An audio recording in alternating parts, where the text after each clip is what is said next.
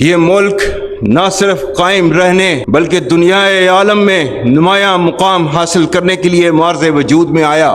پیارے دوستو، سوچیں اگر مشرق وسطی میں ایک بڑی جنگ چھڑ جاتی، ایک طرف امریکہ، دوسری طرف ایران، تیل، معیشت اور پوری دنیا خطرے میں، لیکن پھر اچانک حالات بدل جاتے ہیں، تناؤ کم ہو جاتا ہے اور پس سے پردہ ایک نام سامنے آتا ہے۔ وہ نام کیا ہے؟ نام ہے پاکستان کے field marshal general Syed Asim Munir. کیا واقعی پاکستان کے field marshal general Asim Munir اس خطرناک صورتحال کو ٹھنڈا کرنے میں کردار ادا کر رہے ہیں؟ آج کی ویڈیو میں ہم اسی سوال کا جواب تلاش کریں گے۔ پیارے دوستو، امریکہ اور ایران کے تعلقات کئی دہائیوں سے کشیدہ رہے ہیں، خاص طور پر 2018 کے بعد جب امریکہ کے ایران کے ساتھ جوہری معاہدہ ختم کیا تو دونوں ممالک کے درمیان تناؤ مزید بڑھ گیا۔ خلیج فارس میں فوجی سرگرمیاں بڑھنے لگیں، ایران پر پابندیاں سخت ہوئیں اور خطے میں کسی بھی وقت جنگ کا خطرہ منڈلانے لگا۔ اسی دوران پاکستان، جو کہ ایک ایٹمی طاقت ہے اور مسلم دنیا میں ایک اہم حیثیت رکھتا ہے، ایک بیلنسنگ رول ادا کرنے کی پوزیشن میں تھا۔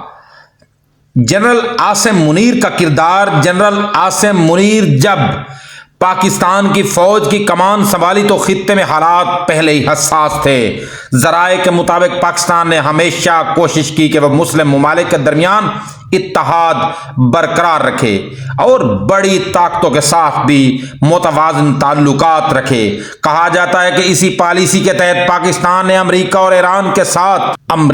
اور ایران دونوں کے ساتھ بیک ڈور ڈپلومیسی کا راستہ اپنایا۔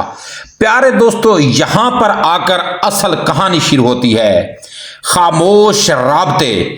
پاکستان نے بیک چینلز کے ذریعے دونوں ممالک کو پیغام دیا کہ جنگ کسی کے مفاد میں نہیں۔ نمبر 2، اعتماد سازی۔ ایران کو یقین دلایا کہ پاکستان اس کے خلاف کسی اتحاد کا حصہ نہیں بنے گا، جبکہ امریکہ کو یہ باور کرایا گیا کہ خطے میں استحکام ضروری ہے۔ نمبر 3، ثالثی کی پیشکش۔ پاکستان نے خود کو ایک غیر جانبدار ثالث کے طور پر پیش کیا۔ پیارے دوستو، عالمی سیاست میں پاکستان کا کردار۔ پاکستان ہمیشہ سے عالمی سیاست میں ایک اہم پل برج کا کردار ادا کرتا رہا ہے، چاہے وہ افغانستان کا معاملہ ہو یا چین اور امریکہ کے تعلقات۔ پاکستان نے کئی بار تناؤ کم کرنے میں کردار ادا کیا۔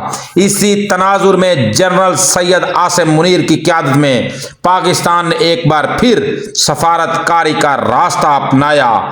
یہ کہا کہ جنگ صرف پاکستان کی وجہ سے نہیں ہوئی، شاید درست نہ ہو، کیونکہ عالمی سیاست میں کئی عوامل کام کرتے ہیں۔